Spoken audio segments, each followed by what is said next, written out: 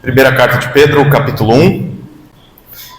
Pastor Anderson me passou o tema e, pela graça de Deus, a minha intenção é que a gente trabalhe o capítulo 1 inteiro, metade hoje, metade amanhã, e boa parte do capítulo 2 no domingo, se Deus permitir.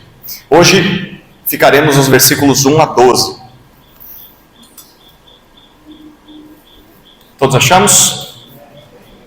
Acompanhe com fé a leitura da palavra do Senhor.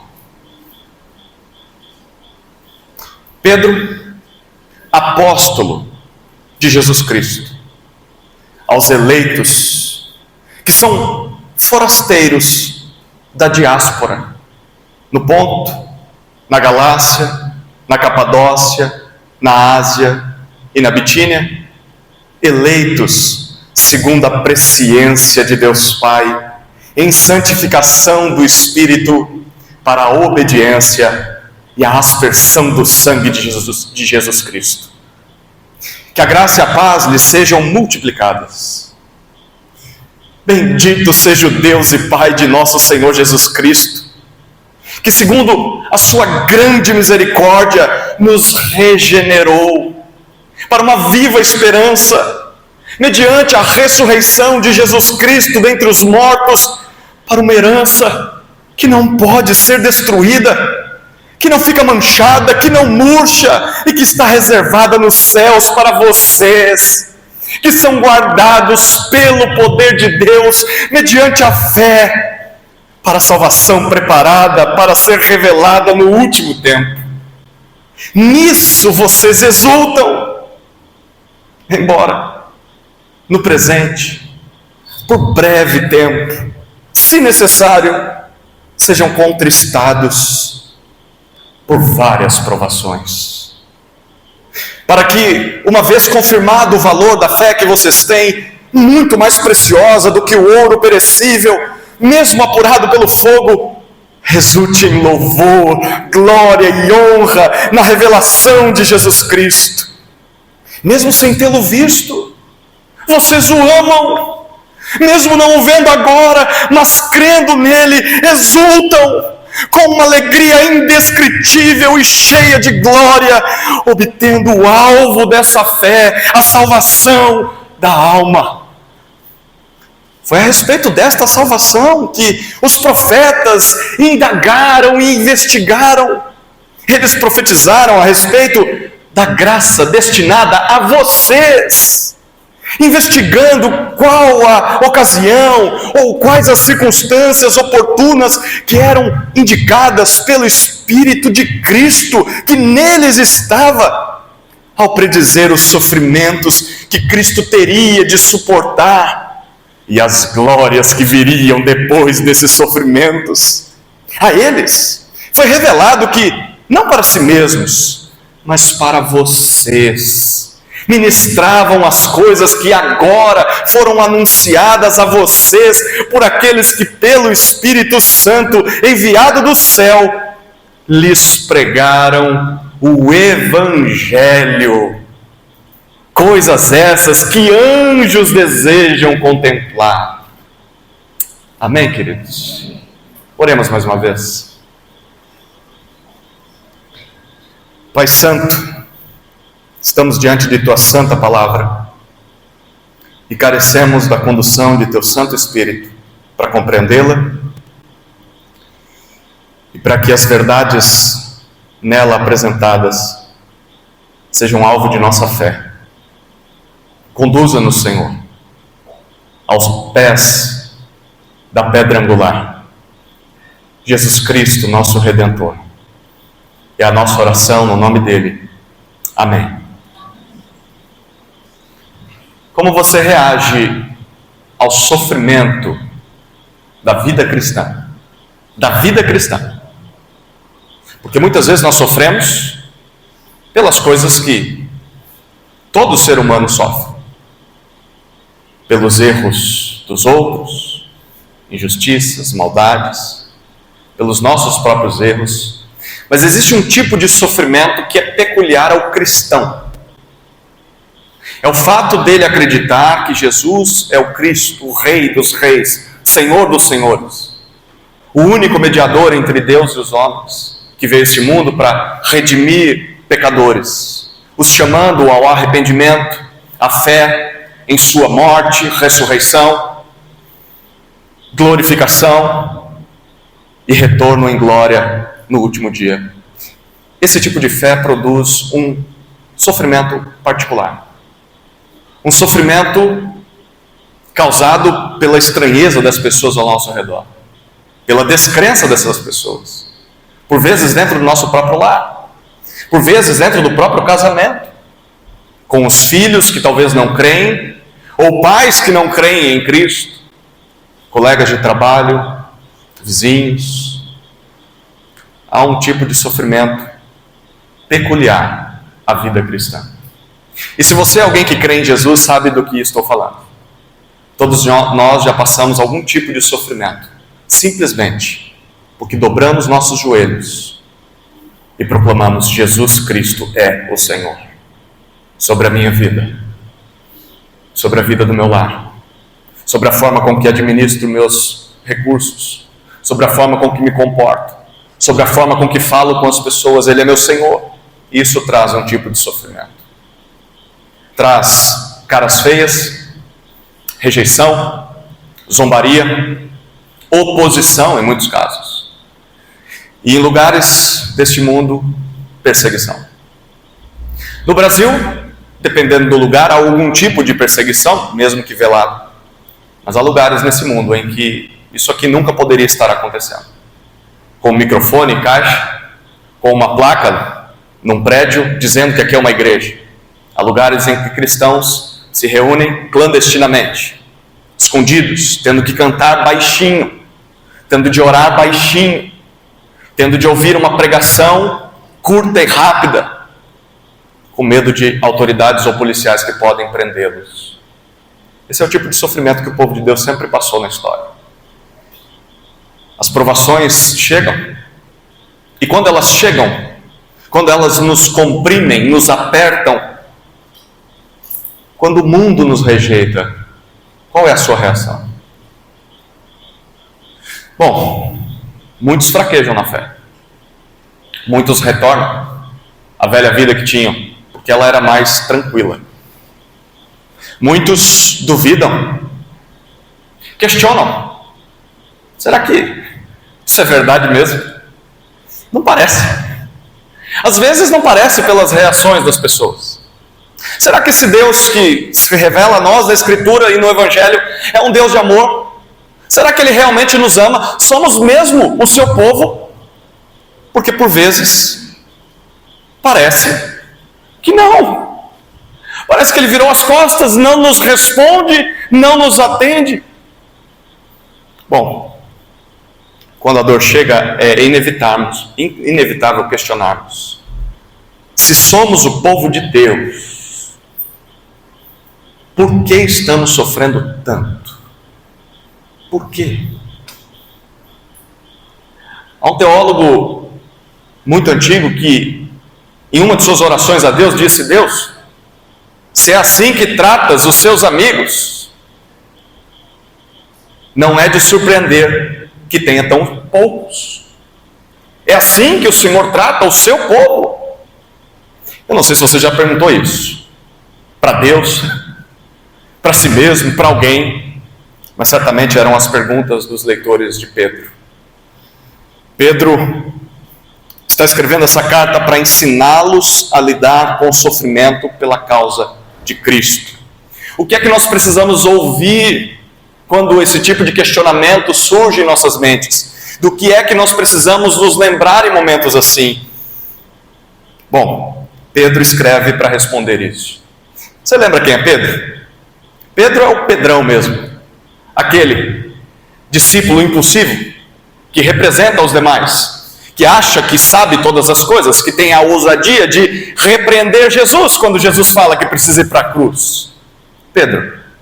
Pedro, inconstante, precipitado, Pedro que se tornou um grande líder, um homem corajoso, Um homem que confrontou as autoridades que crucificaram o seu Senhor 40 dias antes. É claro, cheio do Espírito Santo. Porque se dependesse de Pedro, seria como eu e você. Muito obrigado, meu irmão. A depender da quantidade de água que temos aqui, ficaria aqui até meia-noite. Muito obrigado, meu irmão. Pedro sabe o que é falhar. Estando debaixo de pressão. Pedro passou por isso, você se lembra? Naquela última noite com Jesus, Pedro disse: eu serei entregue às autoridades, todos vocês me abandonarão. E Pedro diz: eles podem, eu não. Eu continuarei com o Senhor até a morte, se necessário for. E Jesus diz: Pedro, você não se conhece, Pedro? Você, Pedro, você vai me negar 3 vezes antes que o galo cante 2 vezes nessa mesma noite, Pedro. Eu não, Senhor. Bom, minutos depois eles vão para o Getsemane orar. E Jesus diz: fiquem aqui, eu vou orar. E Jesus vai numa parte separada e começa a orar. Quando ele volta, Pedro está dormindo. E Jesus fala: você, Pedro, não consegue vigiar 1 hora? E acabou de dizer que vai morrer por mim? Bom, o que Jesus diz acontece. Quando Jesus é entregue às autoridades, é interrogado na calada da noite, Pedro segue à distância, mas questionado se conhecia Jesus. Apontado como um dos seguidores de Jesus, ele diz: não, eu não conheço esse homem. A ponto de praguejar, de jurar em nome de Deus: eu não conheço esse homem. E então o galo canta. E ele se lembra das palavras de seu Senhor. E o texto diz que ele chora amargamente. Por quê? Porque, enfim, ele percebeu quem é. Inconstante, falho, ele caiu na pressão, ele sucumbiu. Mas nós sabemos o que aconteceu depois. Jesus faz questão de, ao ressuscitar, dizer para as mulheres que vão visitar o seu sepulcro, ele diz: digam a Pedro que irei adiante deles e encontrarei eles lá na Galileia, no monte que falei que ia encontrar. E nós podemos imaginar esse encontro. Realmente João, ao escrever o seu evangelho, relata para nós esse encontro. Pedro, tu me amas? Senhor, tu sabes que te amo. Então cuida dos meus cordeiros, pastoreia as minhas ovelhas. Pedro, tu me amas? Senhor, o Senhor sabe que eu te amo. Pastoreia os meus cordeiros. Pedro, tu me amas? Senhor, tu sabes todas as coisas. Eu sou falho, mas eu te amo na minha falha. Pedro é restaurado. Então Jesus diz: cuide de minhas ovelhas. E é isso que esse homem está fazendo. Desde aquele dia, o tempo foi passando, a barba ficando branca, cabelos caindo da cabeça, ou também ficando brancos. Pedro foi amadurecendo nesse negócio de cuidar de rebanho, pastorear o rebanho de Cristo. Está ficando velho. E não só está ficando velho, mas já não está livre. Jesus tinha dito para ele que, quando ele era jovem, ia para tudo quanto é canto, mas ia chegar um momento em que ele iria ser levado para lugares onde ele não gostaria de ir. E ele foi levado para o último lugar de sua vida, Roma. Estamos entre o ano 60 e 63 depois de Cristo. O imperador agora é Nero, um megalomaníaco, maluco, doido. Nero incendiou Roma para, lá na frente, refazer a cidade, uma possível Nerópolis, uma cidade em homenagem a Nero. Deu tudo errado. E então ele percebeu que um bairro onde moravam cristãos não se consumiu. Então ele jogou a culpa nos cristãos e falou: tá vendo, os cristãos tacaram fogo em Roma. Então ele começa uma espécie de perseguição aos cristãos. E ele percebe que os romanos estão gostando daquilo. Então ele manda prender seus principais líderes. Pedro é um deles. O apóstolo Paulo também é um deles. Pedro está em Roma. No final dessa carta ele diz que está na Babilônia. É um codinome para aquele império que era maligno, que representava tudo de ruim que o povo de Deus passou ao longo de sua história. Pedro está preso em Roma. A perseguição debaixo do império de Nero está para começar oficialmente. E em breve Pedro será morto como mártir. crucificado como aquele que ele diz que é Senhor.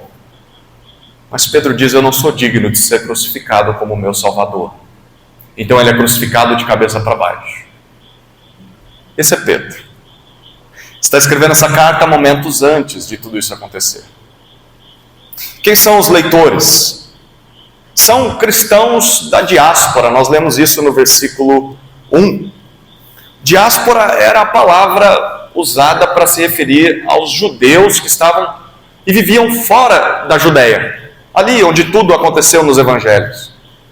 E Pedro está usando esse termo, que era para judeus, mas para se referir a cristãos, a crentes em Jesus, pessoas que não nasceram da linhagem de Israel, mas que criam no Messias de Israel. E Pedro diz: vocês são o povo de Deus espalhado pela terra. Eles estavam numa região que era a Ásia Menor, hoje atual Turquia. Ali você tinha a igreja de Éfeso, a igreja de Colossos, a igreja da Galácia, em toda aquela região. Eles viviam ali. E Pedro está escrevendo para eles. Uma igreja composta de judeus, sim, em sua minoria, mas em sua maioria naquela região de não-judeus. Pessoas que nasceram no paganismo, que tinham seus vários deuses, inclusive adoravam o próprio imperador. Mas aprove a Deus salvá-los, apresentar Jesus, e eles creram. Então nasceu uma igreja mista. Eles eram, como Pedro diz, peregrinos, forasteiros. Pessoas que sofriam marginalização social, sofriam a perda do status à medida que criam em Jesus, que sofriam uma forte pressão para voltarem à idolatria. Tanto os pagãos pressionavam eles a fazerem isso, quanto os próprios judeus. Os pagãos diziam: vocês precisam voltar à fé verdadeira. Vocês são idólatras, olha que, ou melhor, vocês são ateus, olha que loucura. Chamavam os cristãos de ateus, porque eles não acreditavam nos vários deuses greco-romanos. Os judeus diziam que eles não eram dignos do Messias, e que Jesus não era o Messias. Então que eles deveriam se tornar judeus se quisessem ser salvos. Era uma pressão dos dois lados. Então Pedro começa a sua carta, e esse vai ser o caminho que nós vamos seguir, falando sobre a nossa salvação. De cara ele diz: lembrem-se da sua salvação. Isso é o que vocês mais precisam se lembrar nos momentos de dor. Lembrem-se da sua salvação. Amanhã nós veremos que Pedro apresentará a resposta a essa salvação. Como a gente reage uma vez que se lembra disso. E por fim, no domingo, se Deus permitir, qual é a nossa missão? Uma vez que já sabemos sobre a salvação, já estamos respondendo a ela, temos uma missão a cumprir. A gente vai progredir, se Deus permitir, até chegarmos lá. Você vai perceber que nessa carta, Pedro, ele traz muitas imagens de Israel no Antigo Testamento. O povo de Deus no Antigo Testamento. Imagens da peregrinação de Israel no deserto rumo à terra prometida. E Pedro está fazendo uma analogia. Ele está dizendo: nós somos o povo de Deus consumado. Tudo aquilo que ele dizia sobre Israel se cumpre em nós. E nós estamos também marchando nessa terra, por esse deserto. Estamos rumo à terra prometida por Deus. Bom, o mundo atual é o nosso exílio. O mundo onde nós vivemos. Se você talvez se sente deslocado desse mundo, como uma espécie de apêndice, as pessoas olham para você e falam: você é estranho, você é esquisito. Bom, bem-vindo, essa carta é para você. Essa carta é para todos aqueles que se sentem separados desse mundo de alguma maneira, que precisam viver nele, mas não conseguem se encaixar nesse mundo, porque esse mundo parece que está de ponta cabeça. Pedro quer nos ensinar a sofrer, sem perder a esperança. Ensinar a sofrer. Não fugir do sofrimento, mas encará-lo com as armas certas, com as armas corretas. Viver à luz da glória futura. Diante disso, então, esse texto que nós lemos pode ser resumido em uma frase. A fé no Evangelho produz uma nova identidade celestial. louvor pela garantia da salvação, alegria nas provações e desfrute da graça prometida em Cristo. A gente vai desenvolver essa frase ao longo do tempo, olhando para 4 resultados da fé no Evangelho. 4 resultados da fé no Evangelho. Se você quer saber mais sobre a sua salvação, aqui está. Primeiro resultado da fé no Evangelho é uma nova identidade celestial. Uma nova identidade celestial. Olha os versículos 1 e 2 novamente.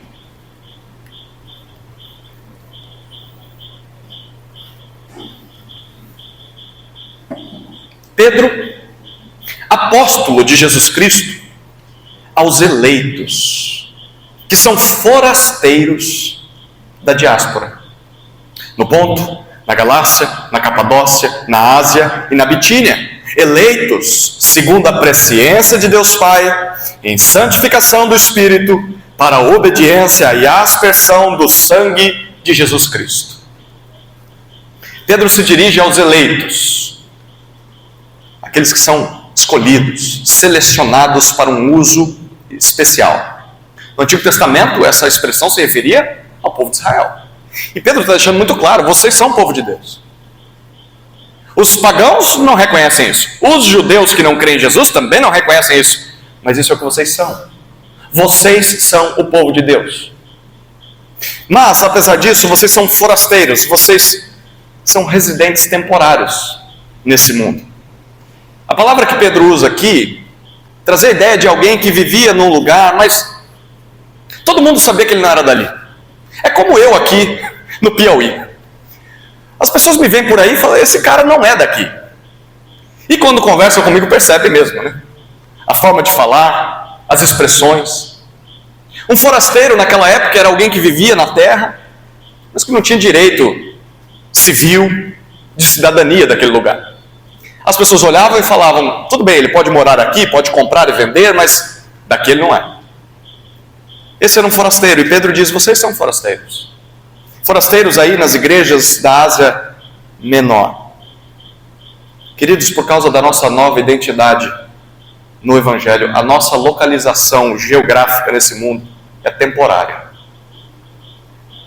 Talvez você tenha nascido aqui, criado aqui, sido criado aqui, e talvez vai ser sepultado aqui.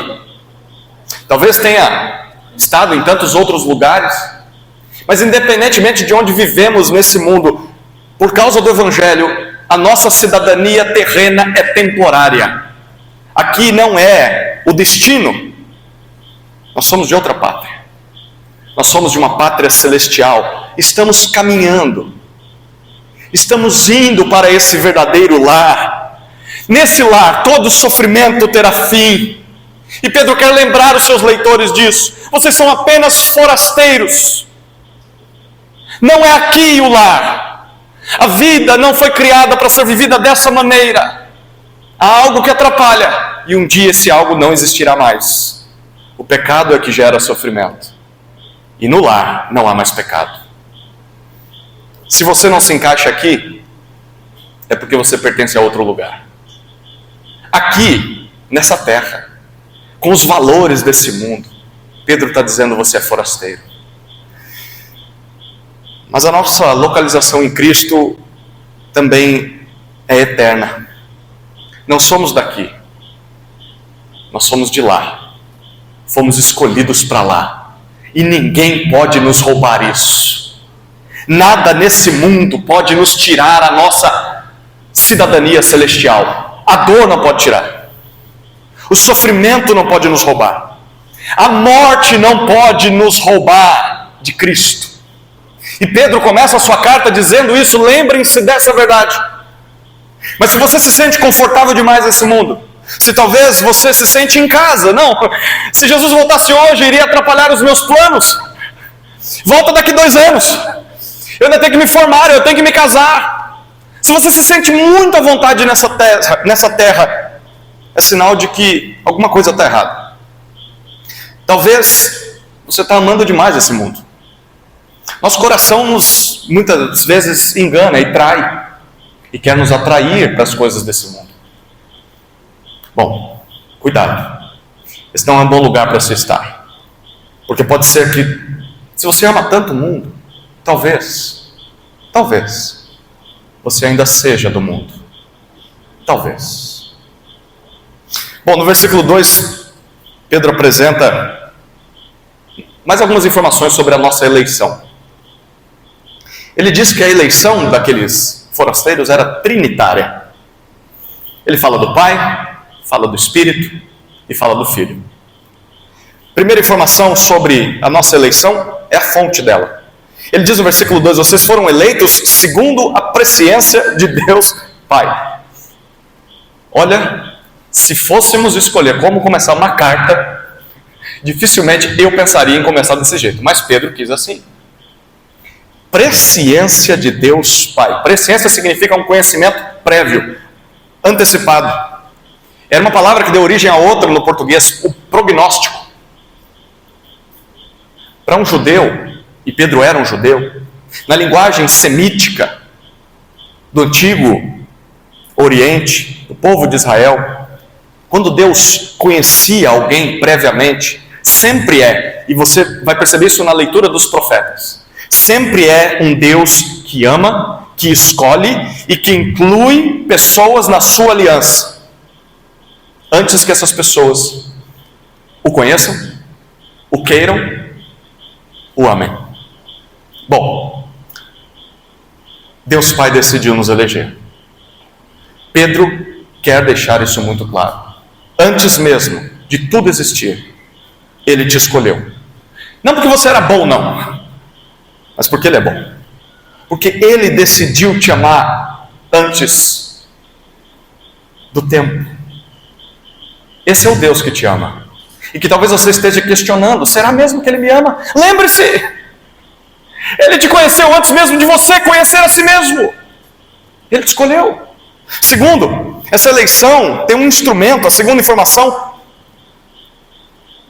ainda está no versículo 2, ele diz, em santificação do Espírito. Ele nos escolheu de uma forma que o Espírito nos separou, nos consagrou a Ele. O Espírito é quem aplica o plano do Pai. O plano do Pai era, eu quero você. O Espírito é quem traz para o Pai. E em terceiro, Pedro fala sobre o objetivo dessa eleição. Para a obediência e aspersão do sangue de Jesus. Aspersão era uma palavra muito importante no Antigo Testamento. Era parte do sacrifício no Santo dos Santos, quando o cordeiro sem defeito era sacrificado, e um pouco do seu sangue era borrifado em cima da tampa da Arca da Aliança.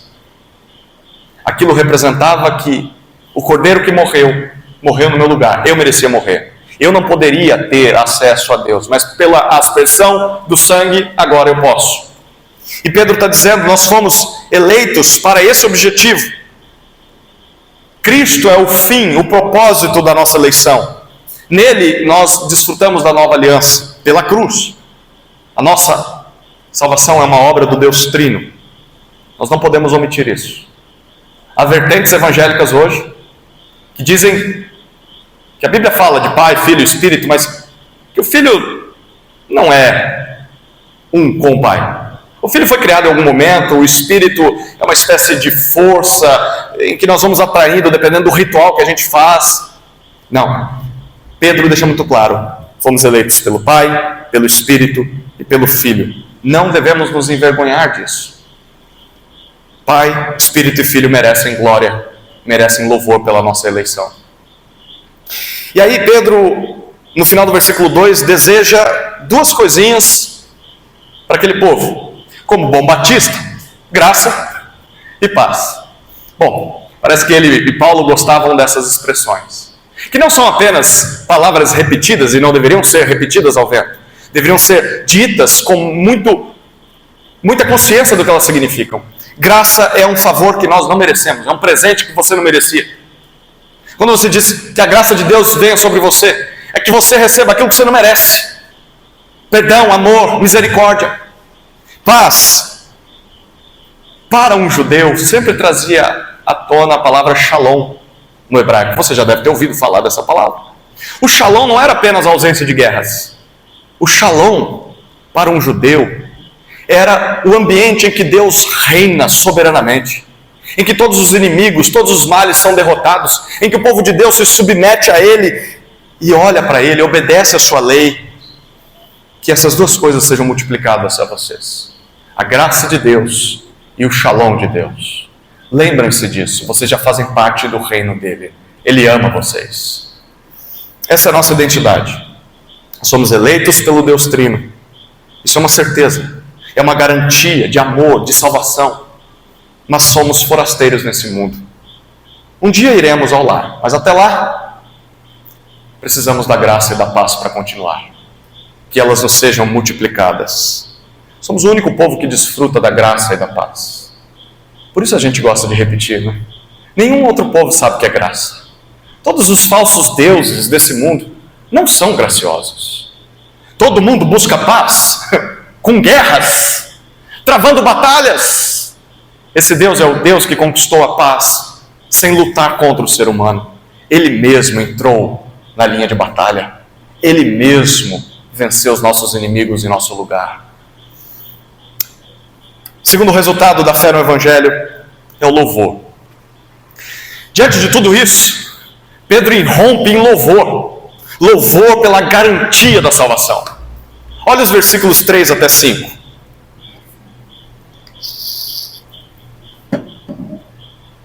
Bendito seja o Deus e Pai de nosso Senhor Jesus Cristo, que segundo a sua grande misericórdia nos regenerou para uma viva esperança, mediante a ressurreição de Jesus Cristo dentre os mortos, para uma herança que não pode ser destruída, que não fica manchada, que não murcha e que está reservada nos céus para vocês, que são guardados pelo poder de Deus mediante a fé, para a salvação preparada para ser revelada no último tempo.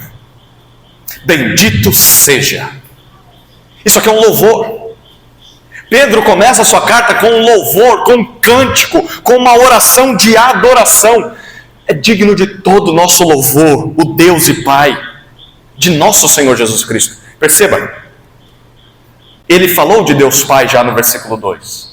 Mas o Deus Pai é Pai antes de ser o seu Pai. Ele é o Pai do nosso Senhor. Ele é o Pai de Jesus Cristo.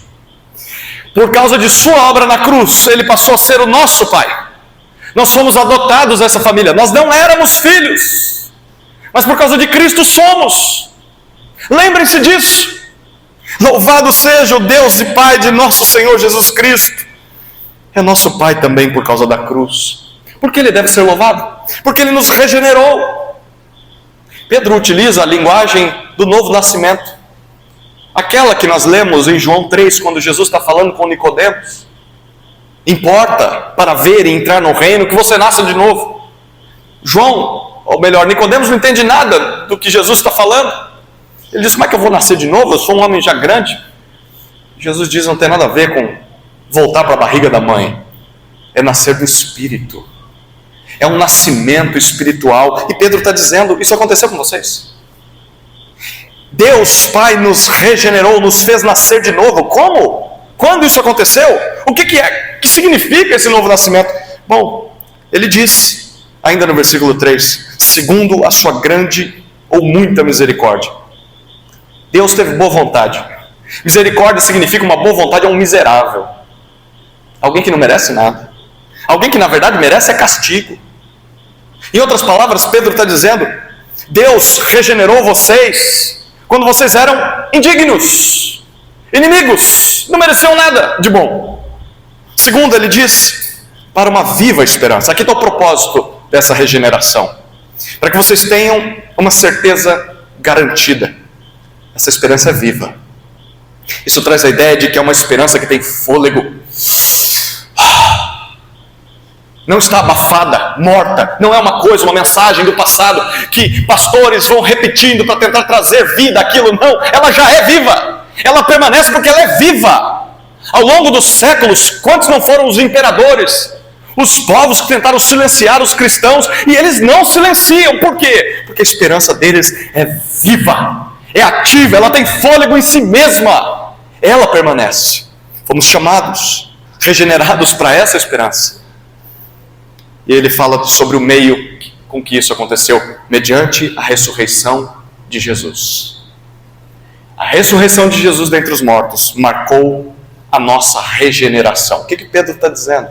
Ele está dizendo que quando Jesus Cristo levantou dentre os mortos ao terceiro dia, Deus começou uma nova criação. Deus começou a cumprir tudo aquilo que prometeu no Antigo Testamento. Novo céu e nova terra, uma nova humanidade. Onde ele começa tudo? No Filho sendo ressuscitado. Jesus é o novo homem, perfeito, sem pecado, não mais vulnerável à dor, à morte. Ascende aos céus e de lá começa a regenerar tantas outras pessoas que creem nele, lhes dando o seu Santo Espírito. No momento em que você crê em Jesus, vida nasce dentro de você. E ele diz, foi mediante a ressurreição deu início a tudo isso. Pela fé nele nós já ressuscitamos, a nova vida, a vida eterna já está em nós. Esse é o nosso chamado. Qual é essa esperança viva? O versículo 4 Pedro diz, é uma herança. Uma herança. Normalmente, quando a gente pensa em herança, a gente pensa numa coisa boa que é deixada para outras pessoas, não é? Para a sua linhagem, para a sua família. Bom, no meu caso eu não vou deixar muita coisa boa não, só boleto para as meninas pagarem lá. Mas a herança que a regeneração nos oferece não é boleto, não é problema, não é pagar inventário e tantas outras coisas. É uma propriedade a ser recebida. Essa palavra significava isso. É uma posse futura. Você lembra quando o povo de Israel sai do deserto, ou melhor, do Egito, e está peregrinando no deserto? Deus diz para eles, quando eles entrarem na terra, Ele vai dividir a terra entre as tribos, as 12 tribos de Israel. E eles viviam com essa esperança, um dia chegaremos lá, não teremos mais que armar acampamento e desarmar acampamento e sair andando, nós poderemos nos estabelecer em nossa terra. E a propriedade que Deus nos der será nossa, inteiramente, passada de geração para geração. Mesmo se você tivesse de vender uma parte de sua terra, porque não teve colheita naquele ano, dentro de um período, tudo voltava para a sua família. Deus estabeleceu uma propriedade permanente para o seu povo, naquela terra de Canaã. E Pedro está dizendo, a nossa terra prometida é muito melhor que aquela. E nós temos a esperança viva de receber o nosso lote, a nossa porção nessa herança. Há um pedacinho para todos nós, na nova terra prometida de Deus, no novo céu e na nova terra. E ele apresenta 4 elementos dessa herança, dessa posse, desse terreninho no céu que nós temos. O primeiro elemento é incorruptível. Não pode ser destruída. Ela não perece. Ela não se corrompe. Ela é imortal. Você morre. Seu pastor vai morrer. Essa igreja, com o passar dos anos, pelo menos falando em membros da igreja, vão morrer. E aí? E quando eu morrer? Bom, quando você morrer, você vai receber aquilo que Deus prometeu para você. Porque a nossa herança, a nossa posse na terra prometida é incorruptível. Ela não se destrói. Queridos, enquanto estou aqui no Piauí, uma das ovelhas mais queridas que Deus me deu o privilégio de servir adoeceu e foi internada, entubada logo em seguida, e teve os seus movimentos cerebrais interrompidos, só respirando por aparelhos, até que o corpo faliu também. Eu estava voltando de Porto Alegre quando recebi a notícia. Ali no ônibus mesmo eu orei e chorei. Eu dei graças a Deus por servir aquela ovelha, Dona Petronília, o mais próximo de pentecostal que nós chegávamos no culto. Quando eu falava essas coisas animado, ela dizia lá no fundo, amém. Irmã Petronília, com problema em suas pernas, já muito velhinha. A primeira visita que fiz, quando cheguei na igreja, ela disse, pastor, eu gostaria de servir mais, mas eu não posso mais. Eu disse, minha irmã, está aqui a lista de membros da igreja, ore pelos membros da igreja. Nestes 8 anos pastoreando aquela igreja, todo domingo que ela ia para o culto, Ela vinha com dificuldade, me abraçava e no meu ouvido dizia: eu estou orando, tá, pastor? Nunca me deu um trabalho. E orava pela igreja, orava por essas viagens. A irmã Petronilha faleceu, mas a sua herança estava lá aguardando. E isso é verdade para todos nós. É incorruptível. Segundo elemento dessa herança é imaculada. Ela não se mancha, ela não se polui, ela se mantém pura, não é corrompida. Terceiro elemento, ela é imurchável. Ela não perde o brilho, ela não desaparece. Quarto, ela é imperdível. Pedro diz para nós que ela está reservada no céu. A imagem que ele pinta, ela já está guardada e ela vai continuar guardada para vocês. O nome de vocês está lá. Nada tira esse nome de lá. Lembre-se, no sofrimento por seguir a Jesus nesse mundo, nessa nossa peregrinação, nesse deserto que é essa terra, mesmo que percamos tudo nesse mundo, você pode perder a sua saúde, pode perder o seu emprego, pode perder o seu lar, pode perder entes queridos, mas nós nunca perderemos esta herança. Ela está garantida por Deus em Cristo. Ela é imperdível. Ele garante para nós. Mas Pedro avança, e no versículo 5 ele diz que, enquanto essa herança está lá guardada, ele diz: vocês também são guardados. Aqui, enquanto caminham, vocês estão sendo continuamente escoltados, protegidos. Como, Pedro? De duas maneiras. Primeira, por iniciativa divina, ele diz no versículo 5. Vocês são guardados pelo poder de Deus. Toda força, toda habilidade de Deus é dispensada na proteção de vocês. Ele é quem garante que vocês vão chegar lá. Ele vai protegendo no caminho. Aqui nós vemos a iniciativa divina em salvar, em guardar. Nunca se esqueça disso. Se você continua crente desde o dia em que se entregou a Cristo, não é porque você é bom, não. Não é porque o mérito está em você, não. É porque Deus tem guardado você. E Ele há de guardar até aquele dia, até o encontro com Ele entre nuvens. Mas tem uma segunda maneira com que somos guardados. Pedro continua dizendo e apresenta o outro lado da moeda: a responsabilidade humana. Ele falou da iniciativa de Deus, divina, é pelo poder de Deus, mas ele continua e diz: mediante a fé. A fé é o único instrumento que nós carregamos em todo esse processo. A fé é o meio pelo qual Ele nos guarda. É como se Pedro estivesse dizendo: Deus está guardando vocês, mas não abandonem essa fé, não. Não se voltem para o judaísmo, não se voltem para o paganismo, continuem crendo. É esta fé que os mantém nesse caminho de proteção de Deus. Bom, como lidar com essa dinâmica? É Deus que nos guarda e ao mesmo tempo eu preciso manter minha fé? Bom, pergunte para o pastor Anderson, depois ele te responde isso. Porque há 2000 anos estão tentando responder. A Bíblia só diz que é assim. Então, se é assim, o que eu faço? Eu confio nele, dependo dele, não me orgulho e ao mesmo tempo mantenho a minha fé viva. É isso que cabe a mim. Eu continuo crendo. Ele está guardando vocês. A pergunta: até quando? Pedro continua no versículo 5. Até que a nossa salvação definitiva seja revelada. Haverá um momento certo em que ela vai aparecer. Deus preparou esse dia. E isso vai acontecer até lá. Bom, algumas implicações aqui. Primeiro, sobre a segurança eterna que nós temos. A nossa esperança é viva, porque o Cristo que a sustenta está vivo, queridos. Não é um pensamento positivo, não. Do tipo: vamos dar 3 pulinhos aqui numa perna só, quem sabe as coisas vão dar certo. Pedro está dizendo: não, é um fato histórico. Jesus ressuscitou, isso garante que vocês herdarão a vida eterna. Lembre-se disso. A segunda implicação é sobre o tesouro verdadeiro e real. Talvez você está sofrendo por perdas terrenas, por coisas desse mundo que são passageiras. Bom, olhe para a sua herança real, verdadeira. Ela é imune à inflação, ela é imune à traça, imune à morte, ela está num lugar seguro. O Brasil pode ir de mal a pior, nada rouba a sua herança. Deus é o zelador dessa salvação. Ele guarda o prêmio e Ele guarda o atleta também. Ele vai conduzindo cada um de nós A nossa salvação não depende de nós, queridos. Depende do poder de Deus que vai nos escoltando. Lembra o que Jesus disse para Pedro? Pedro, Satanás quis peneirar vocês.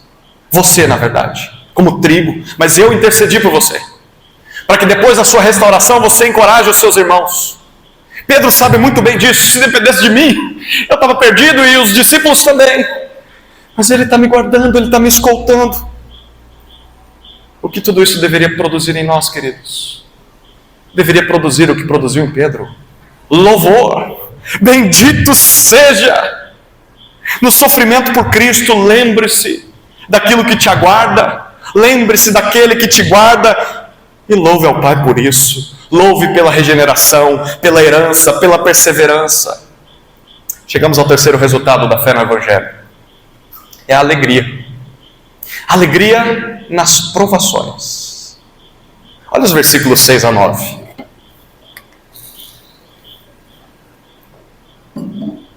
Nisso, vocês exultam, embora no presente, por breve tempo, se necessário, sejam contristados por várias provações, para que, uma vez confirmado o valor da fé que vocês têm, muito mais preciosa do que o ouro perecível, mesmo apurado pelo fogo, resulte em louvor, glória e honra na revelação de Jesus Cristo. Mesmo sem tê-lo visto, vocês o amam. Mesmo não o vendo agora, mas crendo nele, exultam com uma alegria indescritível e cheia de glória, obtendo o alvo dessa fé, a salvação da alma. Nisso vocês exultam. Vocês explodem em alegria. Nisso o que, Pedro? Na salvação. Na herança que é garantida. Foi o que ele disse até agora. Vocês já se alegram hoje. Não é que vão se alegrar lá na frente. Hoje, se vocês pensarem bem, se vocês se lembrarem de tudo que eu disse, vocês irão viver alegres. Mesmo que, se necessário, vocês sejam contristados. As coisas os entristeçam nessa vida. Vocês passam por várias provações, não são algumas não. Mas as provações entristecem sim. Mas é por pouco tempo, diz Pedro. Pouco tempo, Pedro? Pouco tempo? Bom, uma provação, a palavra que ele usa aqui, era muito associada a um teste. Então se colocava algo sob análise, fazia-se provas e testes para ver se aquilo era verdadeiro ou não, se passava na prova. É mais ou menos como uma prova no final de bimestre, semestre na escola. É como uma prova que você faz para tirar uma habilitação. É como uma prova que faz para provar que os anos de faculdade não foram perdidos. Você pode tirar aquele certificado, você pode exercer a sua profissão. E Pedro diz, vocês vão passar por várias dessas provas. E passam. E elas entristecem. Porque elas forçam a gente até o máximo da nossa capacidade. Mas ele diz, é pouco tempo. É curto, é limitado. O que ele está querendo dizer não é que isso é pequeno e a gente não deveria considerar esses sofrimentos. O que ele está dizendo é por tempo limitado. Vai ter fim. Por mais que não pareça, e quando nós estamos na prova, parece que ela não tem fim.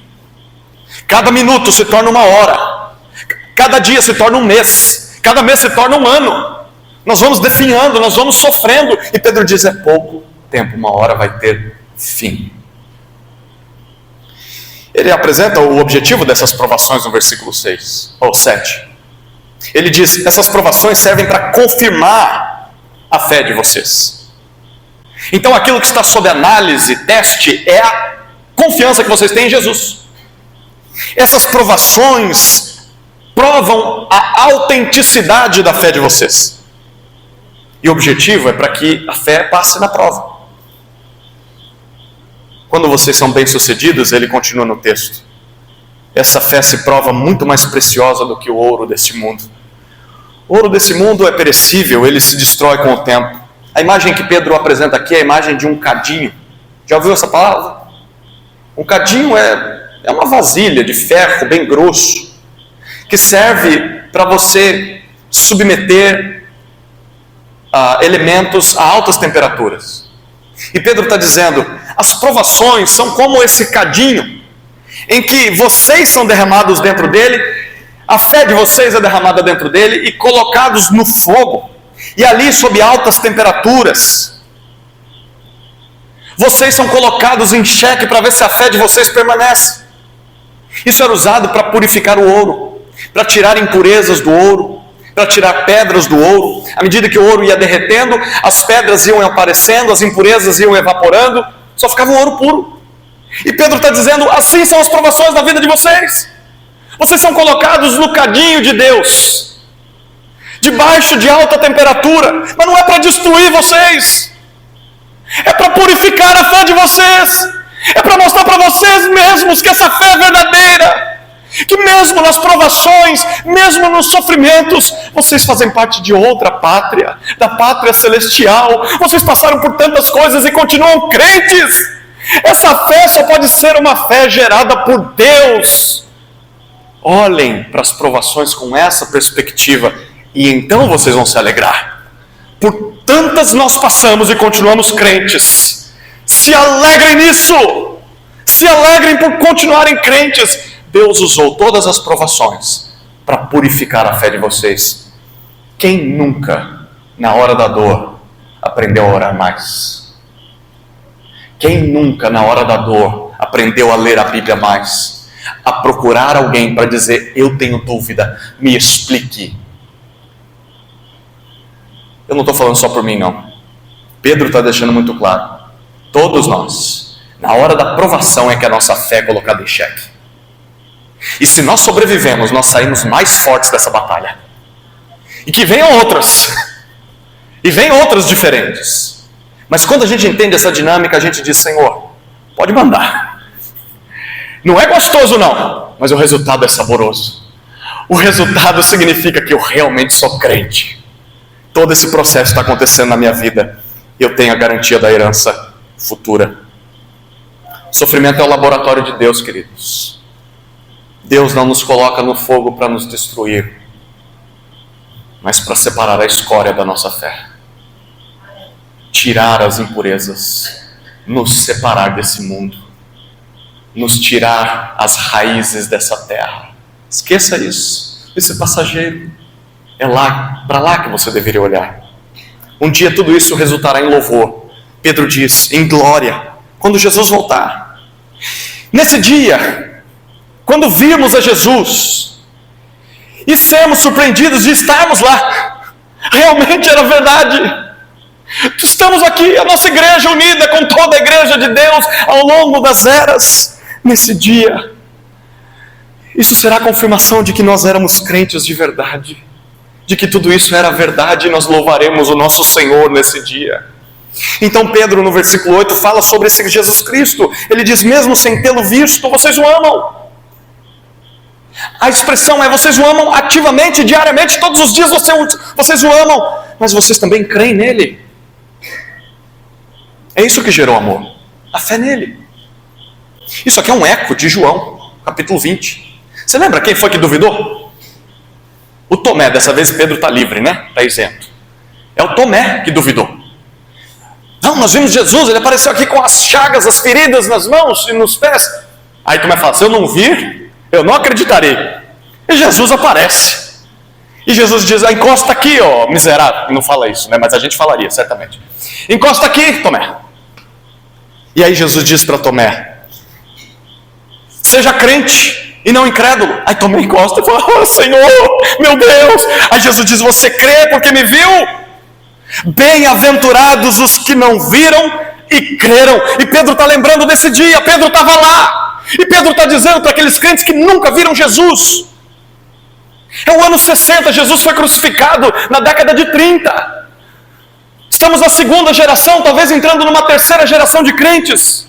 Estou ouvindo uma história de um passado, um tal de Jesus, judeu, que morreu numa cruz, dizem que ele é filho de Deus. Eu acredito nele, mas eu nunca ouvi. Pedro diz, bem-aventurados são vocês, nós vimos e não cremos, vocês nunca viram e creem, e não só creem, mas o amam, vocês são bem-aventurados. Qual o resultado disso? Ele continua no versículo 8, vocês exultam, novamente, ele usa a mesma expressão do versículo 6. É uma extrema alegria. É uma explosão de satisfação, de prazer. É um prazer, ele diz, indescritível. Não dá para explicar essa alegria que nós temos por crermos em Jesus, que não vemos. Nem palavras todas do dicionário seriam capazes de definir ou explicar a alegria de um cristão. A alegria de alguém que ama Jesus e crê em Jesus e passa pelos sofrimentos, sabendo que essas provações estão ali para lapidar a sua fé. Ninguém consegue explicar. Pedro diz, essa alegria não é só indescritível, mas ela é cheia de glória. Ela é louvável. Ela é honrosa. Porque nós amamos e cremos naquele que nós nunca vimos, mesmo em meio ao sofrimento. Até o mundo ímpio tem de reconhecer isso. Esses cristãos são osso duro de roer. Quantos não foram os imperadores que mandaram matar cristãos? E eles morriam louvando o Senhor. Quantas não foram as provas na sua vida? E você continua crente em Jesus. Eu tenho certeza que tem pelo menos uma pessoa que convive com você que diz, esse é crente de verdade. Isso aí, eu não acredito no Deus dele. Mas esse Deus é verdadeiro. Porque se você passou por tudo isso e continua crente, isso é louvável. E é isso que Pedro está dizendo. É louvável. É digno de louvor. Essa esperança, essa alegria cheia de glória. E ele faz uma conclusão a isso no versículo 9. Assim vocês estão obtendo, vocês já estão recebendo agora o alvo, o objetivo final da fé de vocês, a salvação da alma. A salvação de tudo que vocês são, todo o seu ser. É um processo que foi iniciado lá na conversão, mas que está progredindo e um dia será consumado, quando chegarmos lá na nossa herança. Então você pode estar triste pela dor das provações, mas você também pode estar exultante ao mesmo tempo. É um santo paradoxo. Como eu posso estar triste e feliz? Porque você sabe a utilidade dessas provações. Elas servem para que você seja mais purificado em sua fé. A tristeza é por um pouco de tempo. A tristeza é circunstancial, mas a alegria é indescritível e eterna. É isso que nós temos em Cristo. A fé em Jesus não garante prosperidade, não garante saúde. Tem muita gente equivocada dizendo isso. É porque nunca leu a Bíblia, nunca leu Pedro. Pedro sofrendo, preso. Os cristãos sofrendo. O Evangelho, a fé em Jesus, não garante prosperidade ou saúde, mas garante a salvação da alma. E Pedro deixa isso muito claro no versículo 9. É uma certeza. Se você crê, você é salvo, ponto final. E Pedro quer que nós nos lembremos disso. Não perca a cabeça nas tribulações. Elas são pequenas, perto da glória que se manifestará. Não são nada comparado com a glória a ser revelada. Quarto resultado da fé no Evangelho está nos versículos 10 a 12. É o desfrute da graça prometida em Cristo. Olha o que Pedro diz nos versículos 10 a 12. Foi a respeito desta salvação que os profetas indagaram e investigaram. Eles profetizaram a respeito da graça destinada a vocês, investigando qual a ocasião ou quais as circunstâncias oportunas que eram indicadas pelo Espírito de Cristo, que neles estava, ao predizer os sofrimentos que Cristo teria de suportar e as glórias que viriam depois desses sofrimentos. A eles foi revelado que não para si mesmos, mas para vocês, ministravam as coisas que agora foram anunciadas a vocês, por aqueles que pelo Espírito Santo enviado do céu lhes pregaram o Evangelho, coisas essas que anjos desejam contemplar. No versículo 10, Pedro apresenta mais algumas informações sobre a nossa salvação em Jesus. Ele fala sobre essa salvação, os profetas do Antigo Testamento indagaram. Em primeiro lugar, ele diz isso. Eles questionaram. Em segundo, ele diz, eles investigaram. Eles começaram a pesquisar, a procurar saber mais sobre isso. Por quê? Pedro diz no versículo 10, porque eles anunciaram a graça. O favor imerecido de Deus que vocês alcançaram. Essa graça destinada a vocês. Gente, esse é um dos textos mais profundos dessa carta. Pedro está dizendo que os profetas do Antigo Testamento diziam a nosso respeito. Eu e você, nesse Brasilzão, tão longe da terra de Israel, não só geograficamente, mas historicamente, centenas de anos antes de Cristo, os profetas estavam falando de nós, sobre a graça que era destinada a nós. Eles falavam sobre a futura salvação através de Jesus Cristo. Só isso aqui já era suficiente para fazer você valorizar mais o Antigo Testamento. Amar o Antigo Testamento. Ler o Antigo Testamento com essa perspectiva. Não são só histórias do passado, são histórias do passado que apontam para o meu Salvador. Estou falando sobre a minha salvação, sobre a nossa salvação. Não abandone o Antigo Testamento. Pedro não abandonou. Aqueles irmãos não deveriam abandonar. No versículo 11 ele diz que os profetas investigaram quando e como isso aconteceria. E eles fizeram isso através do Espírito de Cristo que estava neles. Aqui está a identidade do Espírito Santo. É o Espírito de Cristo em nós. Curioso, né? No Antigo Testamento, quem era que revelava para eles as coisas que viriam a acontecer? O Espírito de Cristo. De Cristo. Cristo se manifestava dentro deles, apontando continuamente para duas coisas. Pedro diz: primeiro, para os sofrimentos do Cristo. A rejeição dele por seu próprio povo, sua condenação injusta, sua morte, tudo que Cristo sofreria, eles estavam falando disso. Quem estava dizendo isso para eles? O próprio Cristo. Aqui, falando para eles, é isso que vai acontecer, é isso que vai acontecer. E eles foram registrando. E eles queriam saber quando isso ia acontecer. Mas em segundo lugar, ele diz, o Espírito de Cristo também estava contando para eles as glórias que viriam depois do sofrimento do Cristo. A ressurreição, a ascensão, a glorificação no céu. Queridos, o Evangelho está no Antigo Testamento. Pedro está deixando muito claro isso para nós. Era por meio de Cristo que os crentes daquela época eram salvos. Não era pela lei. Os judeus na época dessa igreja aqui não entendiam isso. E até hoje não entendem. Não entendem que não era pelas obras da lei, não é pela prática da lei que você é salvo, é pela fé no Cristo que viria. No caso deles. Para nós hoje é pela fé no Cristo que já veio. Era assim que aqueles crentes eram salvos. E algo importante aqui.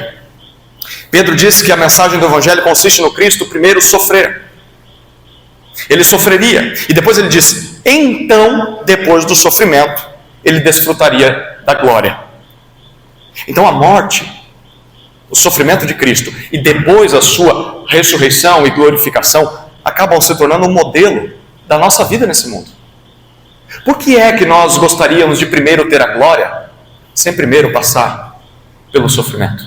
Se o nosso Salvador passou pelo sofrimento, para depois ser recebido em glória.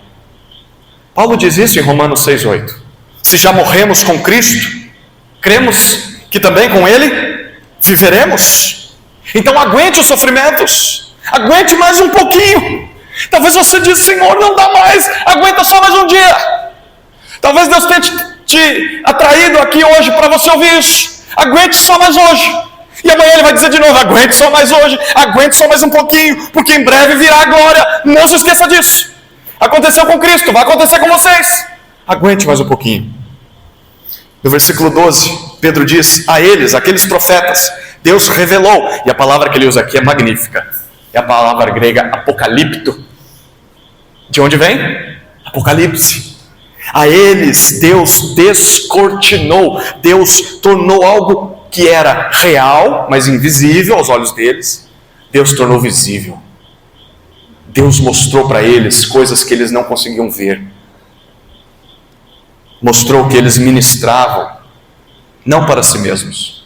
Aquelas coisas que eles estavam escrevendo, o seu ministério como profetas não era para eles somente. Mas ele diz, mas era para vocês.